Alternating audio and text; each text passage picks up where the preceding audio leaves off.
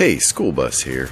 So, if you've been around the channel for any amount of time, you will oftentimes hear me talk about, well, I haven't moved on to this next tank because I want to make sure I get mastery on it before I move up in the line. Because once I get done with that tank, I'm going to grab the good crew that's in it, I'm going to move them up to the next tier, and unless I really, really, really enjoyed the tank, I'm not going to spend the resources to put a crew back in it. And let's say, for argument's sake, I do decide, well, I'll just use silver, so I'll put in an 80% crew. Well, the odds of me getting ace tanker on a vehicle that I'm struggling with my really good crew, is there really any chance I'm going to be able to get it with a mediocre crew? So in that line of thinking, I pose the question, how hard do you try? Do you give up? Do you forge ahead? At what point do you just call it a day and first class is going to be good enough? Do you give up after you've had 5 first classes and still no ace tanker and you're desperately wanting to go to the next tier? I don't know. And unfortunately, if you came here asking me to answer that question, that's not really what this video is going to be about. It's more of I'm going to show you what I've gone through, and you guys tell me what you would do. Would you keep going, or would you give up? That is the question. You today are the ones who are going to answer this question. This is not Answers from School Bus. Now, I've been sidetracked a little bit over the last week because of Frontline. So I'm sitting here now toward the end of the Frontline week recording this, and I've been sufficiently distracted spending credits on the reduced cost of equipment right now, so I just basically took every empty tank I had and loaded it up with vertical stabilizers and all those expensive sorts of things that you don't want to pay full price for throughout the year, because they basically do this sale once, maybe twice a year. But that distraction's going to end here in the next day or so, and I'm going to have to come back to this question of the wheeled tanks. Do I keep going or not? And the game we're watching here is the first night that the 1.4 patch was out. It's the first night that Goose and I were playing the new wheeled light tanks, and he's not in this game right now. He had wisely gone to bed. I continued to play maybe a couple games after he left. And this looks like it's going to be a pretty mediocre, normal sort of game. I don't have much damage done right now. It looks like I'm probably going to die right here. But I don't, which I guess is good. But I'm struggling with the shell velocity of this tank, the lack of view range. All of these are things that, well, let me back up. The gun handling and shell velocity of this tank is bad compared to its higher tiered counterparts. Oh yeah, check this out. Here's the second time I think I'm going to die, but I kind of dodged to the left, and there we go. I made it. Go on to fight for a few more minutes. Because if you saw any of my videos on the EBR-75, I loved that tank. It had such great gun handling, such great shell velocity. Yeah, it had pretty mediocre view range, but that was okay. It made up for it elsewhere. This tank doesn't really. And I guess that's what Tier 6 is about. I mean, if it was all of those things, it wouldn't be Tier 6, it would be Tier 8. But overall, my experience has been that Tier 5 especially, and really everything Tier 5 and below, there are critical flaws to the vehicle. Tier 6, there are still some pretty big flaws. By the time you get to Tier 7, then things start to come into their own. You start to see, in most cases, what a fully functioning tank is going to be like. It just might not have as much DPM, might not have quite as much penetration as its higher tier counterparts. And that's what's going to happen in the wheeled tank line. I was checking out some of Quickie Baby's videos talking about the other tiers, and he kind of dismisses this one. It's like, yeah, Tier 6, it's not great. Tier 7, not too great either. But Tier 8, despite the big boxy look of the Lynx, that is a solid vehicle. So how long do I want to piss around with this thing before I start moving toward that? I don't know. And at this point in this game, I'm thinking, all right, I'm feeling pretty good about this. We're trying out working the ridges. I think this has like 11 or 12 degrees of gun depression, which is pretty sweet. So it's working the ridges pretty well. I've managed to escape being annihilated several times. I'm actually landing some hits right now. So I guess that's good. But the question is, can this thing rise up to the challenge when it needs to? Can it be the carrying light tank? And well, we might get a little bit of a glimpse of the good and the bad and the ugly where that's concerned. So look right now at the lineup. We're 7 on 4. This looks like this is a clear win, and I'm just moving over to the other side because I want shots on that KV2, but I want to stay far enough away that he can't see me and have any chance of firing back. So come up here. I see an opportunity to take a speculative shot here, but I miss. And I see some other opportunities here, but I believe all of these shots miss. Again, it doesn't have that great gun handling, it doesn't have great shell velocity, so you really have to try and shoot stationary targets if you want any chance of hitting them at this range. And you'll see in the progression of videos, oh, check that out. Apparently when they disappear, that's when you shoot them. Now watch this. Not very good elevation. I just can't get it.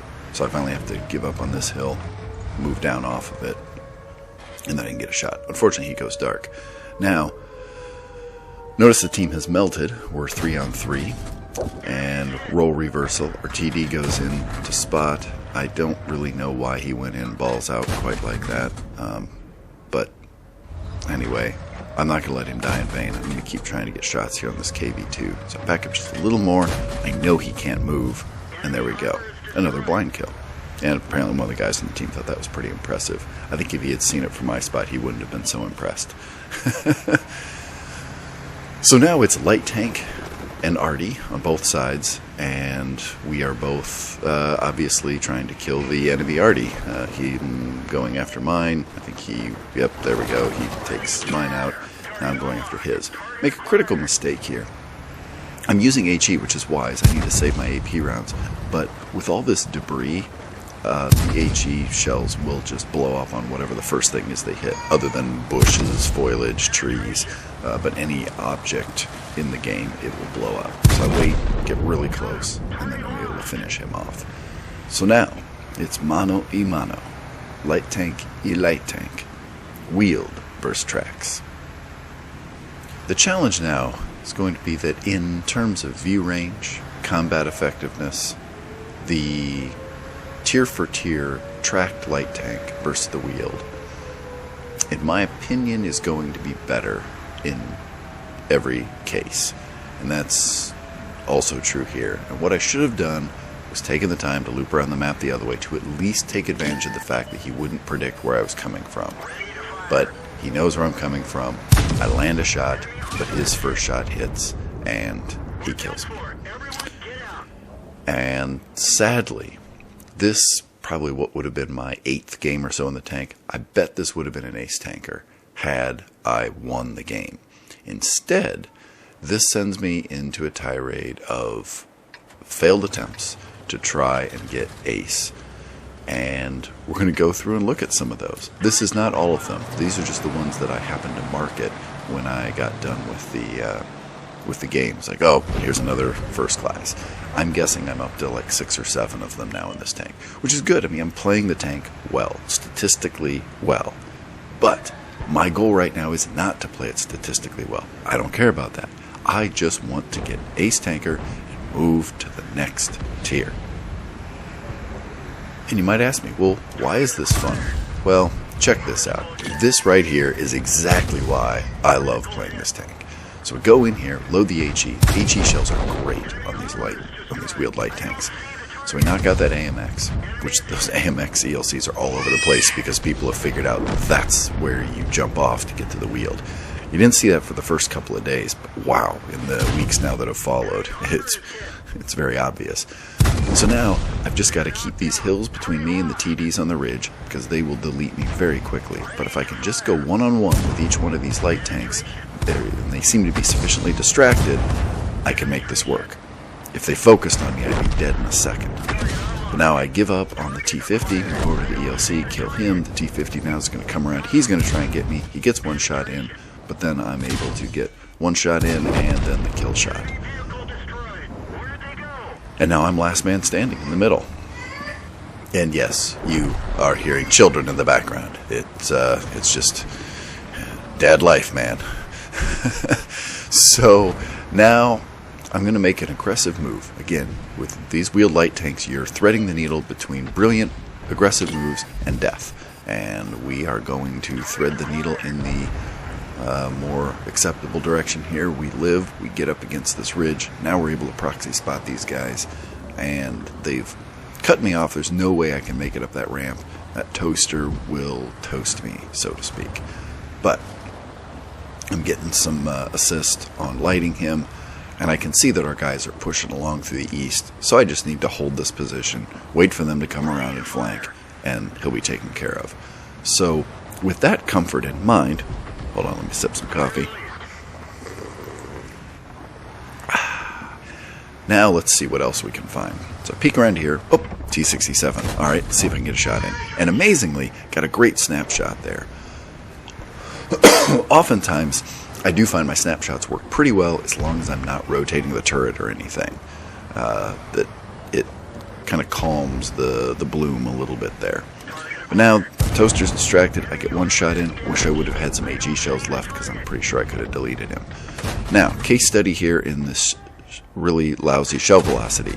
I'm used to not having to lead a Sherman that much, but I do. And I have a couple missed shots there due to the velocity, and then that last one was my fault because I just suck at aiming sometimes. And this is where things can get a little bit tricky with the wheeled tanks, since you can't just turn on a dime, zero traverse. You have to actually turn the wheels and have some sort of a turning radius, and well, then it stalls out on the hill. And alright, we've moved on from that. So I'm hoping to get a shot in here on this T1, because by this point I'm playing much more aggressively, trying to get my ace tanker. I know it's a stone's throw away. I know that I've got a decent number of kills right now. I'm at 4. This brings it up to 5. I think, alright, maybe I can get these last 2. So I go in to rush in on this T-67.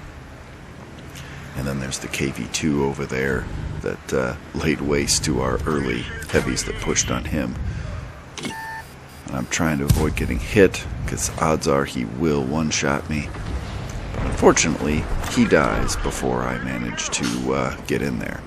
Okay, so now we got the KV-2. He doesn't really know I'm here. I've probably gone dark by now. He's probably not expecting me to do what I'm going to do next. And that is just keep the loud pedal down, go straight across. I get 1 in, I get 2 in, and that knocks him out. Let's see if I can roll the tank. No. The wheeled light tanks have some sort of a pendulum that sticks through the bottom of the map that holds them in place. So, ace tanker with 6 kills? No. So, not my first Top Gun. Definitely gotten a few of those, but alright, let's try this again. In a totally different setting. Let's try a little bit smaller of a map. And you will notice all of these I am top tier. I don't know if that is true across the board, that all of my first classes have ended up being when I'm top tier. I guess that's something that time may just leave as a secret. I decided to come up here, and rather than trying to get those early spots, I want to take some shots here early on with my AG shells. So I get that one in there. I didn't wisen up at this point. I really shouldn't be aiming where I am here. I should have just been ready over on this side. Might have even been able to get 2 shells out. But get 2 nice juicy shots in. I'm now checking my surroundings to make sure I've got coverage, that I'm not going to get blasted from the artillery or TDs. There sometimes are tricky little gaps in these buildings that you can get sniped between and you won't even expect it. So now I just stay in this position, see if there's anything else I can do. I see this guy moving into position. Again, I get tricked by the HE shells blowing up on objects that are in the way. I don't get the first shell, but the second one hits. I don't manage to get any side shots into this guy, and then I switch over my ammo type. Things get a little bit goofed up here in the replay. It shows like I'm still partially loading the HE, but I'm really not. I have loaded the AP shells. And now I'll push in on this guy. And we drive over here. I was kind of hoping for a little bit more backup. I don't have it, but he doesn't really seem to be paying a lot of attention to me. So I'm able to zip right through, get out of there unscathed. Still at 100%. We're starting to have some troubles up here, so I decide to push into this spot. And now I take my first damage. Almost take my second damage. And you can see that I'm playing much more of a combat role in these scenarios than I am as a light tank, as a scouting light tank. And that seems to be pretty common. And I've just failed to have that perfect, I can't really call it a trifecta, but the dual situation of good spotting and good combat. I just have not been able to squeak that out yet. I almost lose the chance to kill that guy, but then just get that clutch shot at the last minute, auto-aimed. It didn't even look like it was going to hit. I think it's the difference between the server reticle and the client reticle. I don't remember which one I'm showing here. By my theory there, I'm guessing it's the client reticle. I do a little left and right jig there to try and confuse this guy. Unfortunately, I donked my shot because I go up on the building, but it did save me getting hit again. Kill him, and then I'm able to kill this wheeled tank, and the area is now cleared out.